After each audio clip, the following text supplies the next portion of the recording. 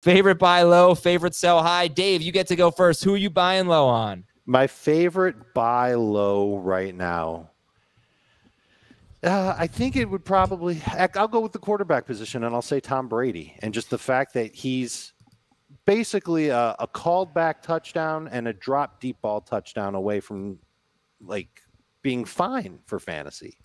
And that's what's happened to him over the past 2 games. He's had some mistakes and he's had some bad moments. And what's happening inside of 10 yards is very weird. For example, his last 3 games, 29 pass attempts inside of 10 yards, 2 touchdowns. That's it. That's weird. But I can't help but think that they'll fix that. He's working around the offensive line. His receivers are too good to keep struggling like this. He's too good to keep struggling like this. And the people who have him in fantasy, they are tired of having him not come through for 25 plus fantasy points. I think he's a terrific quarterback to go get on the cheap right now. That would have been my favorite buy low. Even though I do think like there is something definitely, he's not as good for sure, but it doesn't really matter. He's first in the NFL in pass attempts. He's second in the NFL in passing yards. He's tied for 17th in touchdowns. If he had a 4% touchdown rate, which would be his second lowest of the last decade, he would have 13 passing touchdowns and he'd be QB 11 right now. So he can be bad and still be a starter. And my favorite buy low, if I can't have Tom Brady, would be Chris Godwin, which is attached to the very same problem. He has 0 touchdowns on 55 targets. He's getting double-digit targets every single week. He should be a top 10 wide receiver rest of season. Okay, I was going to ask if you still had faith because last week Chris Godwin was the buy low, and I kind of brought it up. Is he the same player? I just don't know. And you know, the metrics are weird for him. You know, just everything worse. If he's just as bad as he's been, he's giving you 12, 15, 11, 13 fantasy points with no touchdowns. Yeah. That guy is going, if he scores 2 touchdowns in that stretch, that's a very good stretch for a wide receiver. Yeah, and he's actually, despite missing some time, he's actually tied with Mike Evans for the most green zone targets on the team.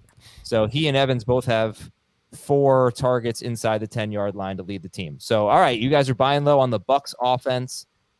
I guess I will ask you just vaguely, Bucs, the Broncos, the Packers, the Ravens, the Ravens I'll put with a question mark, 4 struggling offenses. Do you have as much faith in turnarounds in the other 3 offenses? Maybe we can do the Ravens separately. They're a little bit different. But for the Broncos, they just started to turn it around last week. And the Packers, we don't feel the same way about their passing game, right? Like we're not buying low on Aaron Rodgers. It's really, it's hard to. I kind of like Rodgers this week because of the matchup against the Lions. Right. And theoretically, look, he's going to get Lazard back. Christian Watson, we'll see what he can contribute once he gets over the concussion that he suffered last week. Romeo Doubs took a step forward. They had to use him last week. And after one bad target early on, I actually thought he played pretty well. So they're going to need to cultivate these targets and players that they have. And they're going to get Lazard back. You can make the case that Rodgers, look, I'm not going to call him a buy low because really what are you trading for Aaron Rodgers at this point? You're a guy on your bench, maybe. That's what it is.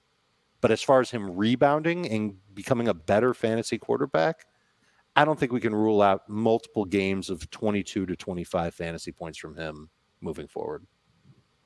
And he's been right around 19 to 21 almost every week. And we're not saying like buy low on Russell Wilson or Cortland Sutton or anything like that, are we? No.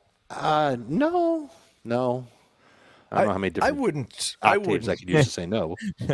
Yeah. I mean, that'd be really, really low. What about Lamar Jackson? Do you think he's a buy low, or do you think people still value him and view him? People still value him. Yeah, he's an elite fantasy quarterback. If somebody thinks he's not, you should trade for him. Is he an elite fantasy quarterback if he doesn't have Mark Andrews and Rashad Bateman this week? He did last week, or he was last week. No, he wasn't. Yeah, Mark Andrews got hurt in the first half. 25 fantasy points. Oh, he did. 25 fantasy points. I'm sorry. My bad. Yeah, you're right. So do you view him that way? Because that was after what, 4 straight games with 4 straight games with 18 or fewer fantasy. We got to be careful with how much we care about sequencing. He had way too many touchdowns in the first month of the season. and averaged like 35 fantasy points a game. All the touchdowns disappeared for a month. Just expect him to be 25 to 26 fantasy points a game. All right. And here's the other exercise. We're so high. Here's the exercise. Can you name 5 quarterbacks you'd rather have than Lamar Jackson on your fantasy team? No. All right. Sell high. Who are your favorite sell highs? Dave. I would like to sell high on Dak Prescott. In fact, I would like to try and turn Dak Prescott into Tom Brady. And I bet you could even get a player back with Brady if you give up on Dak. The reason why I'm selling high on Dak is because the 29 points that he had last week included a rushing touchdown. I don't know how often he's going to be able to do that. And Adam, you nailed it on the podcast yesterday. The matchups moving forward for Dallas aren't bad for Dak, but they're really good for their defense. And that might mean that they can just keep running the football. Zeke will get healthy eventually. He'll contribute. Pollard's been awesome. They might not need Dak to put up 300 yards and 3 touchdowns every single week. So I feel like you're kind of getting ahead of it if you trade Dak now. Otherwise, he'll be a guy that lives right around 20 to 22 fantasy points, and that's still a top 12 quarterback. But I think somebody like Brady can be better than that moving forward. Yeah, they have 9 games left, and only two of those opponents rank higher than 20th in points scored, in scoring per game. Mm-hmm. So they've just got a lot of lousy offenses. Green Bay, Giants, Colts, Texans, Jaguars, Tennessee, and then there are 2 games against Minnesota and Philadelphia. So this is a really run-heavy team with one of the best defenses in football. Heath, who's your favorite sell high? Dave talked about this one yesterday on the show, but I was afraid he was going to say my favorite one again. Zach Ertz, 12.5% target share since DeAndre Hopkins came back. Only had a 14% target share with Hopkins last year. I am really concerned the floor could completely fall out for Ertz even before Marquise Brown comes back. And when Marquise Brown comes back, I'm not sure. Like, he's just a touchdown dependent, low end tight end. Right now, somebody looks at the standings, and if they just look at not points per game, he's tight end 3 on the year. People might think they have a difference maker at tight end. I would like to trade him away. Well, see, someone still might think that.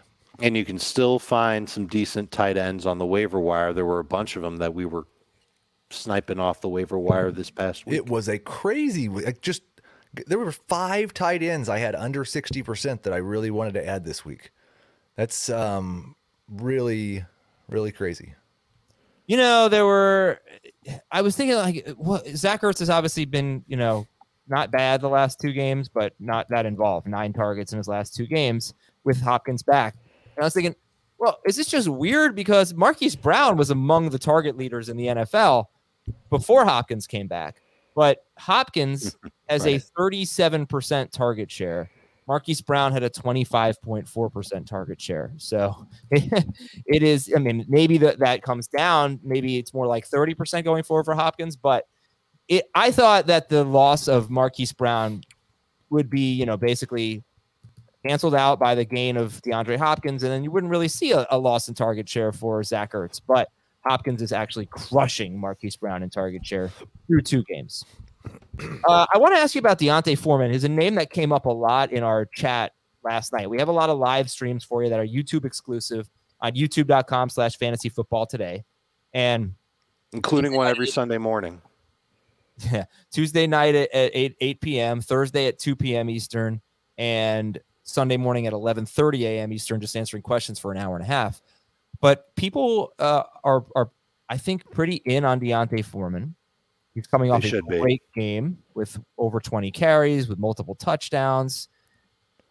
They should be. So you don't think D'Onta Foreman is a sell high? Like, would you rather have Foreman over Raheem Mostert? Yes. I like the schedule that he's got left. You can't argue with his workload. 2 weeks ago, I was in the Chuba camp because I thought that Chuba would be used more on passing downs. I thought the Panthers would be trailing. And that still could come to fruition once Chuba comes back. But how do you ignore what happened last week when Chuba wasn't available?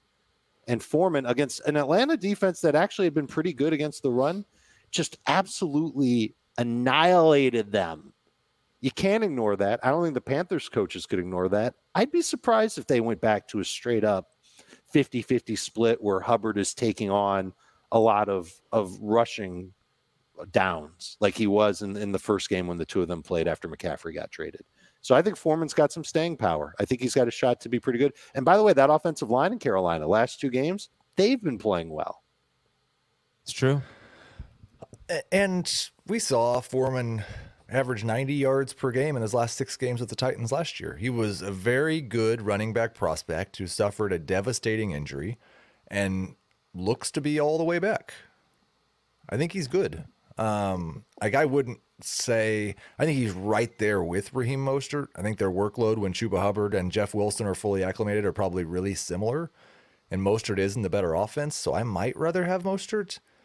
But if there's no Hubbard, I'd much rather start Foreman this week. No doubt about that. And I think I'd take Foreman rest of season over Mostert as well, just given the makeup of those teams.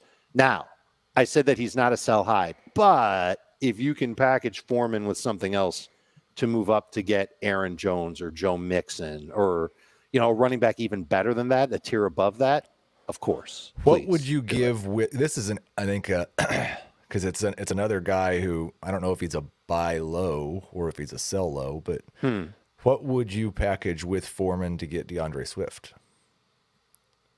I don't think I would have to package that much. I think I would start by offering, if I wanted to make that swap. That's what I'm saying. Do you want to make that swap? I don't even know if I want to do it. I might rather have Foreman rest of season than Swift.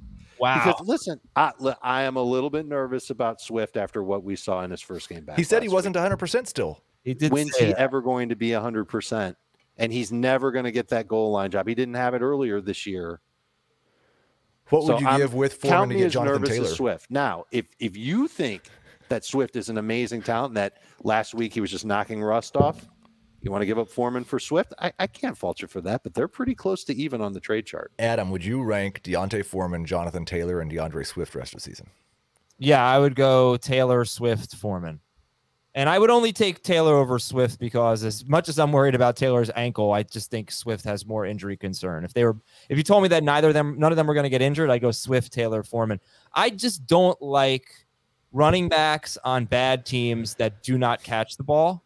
And the Panthers have been playing better. I actually think Foreman's success is tied to PJ Walker because he's been a breath of fresh air for them.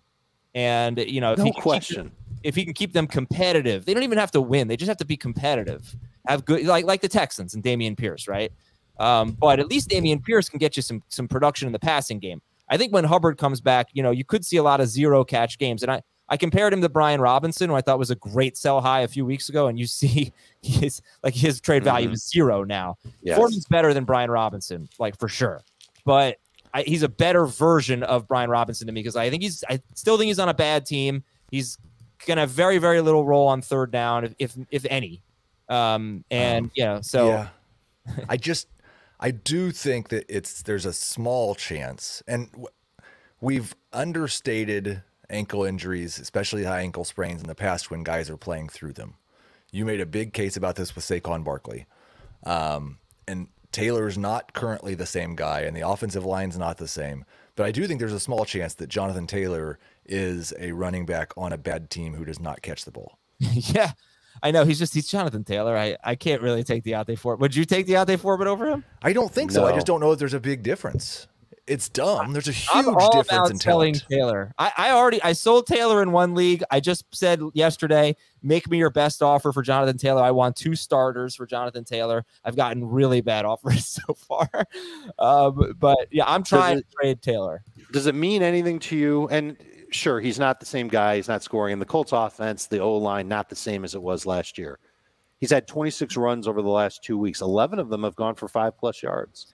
That's a pretty good rate. He actually is still maintaining top 15 efficiency in a lot of rushing categories that matter. So I don't mind trying to buy Taylor on the low. However, I'd wait a week because he's got the Patriots this week, and that's probably going to be a challenge for him.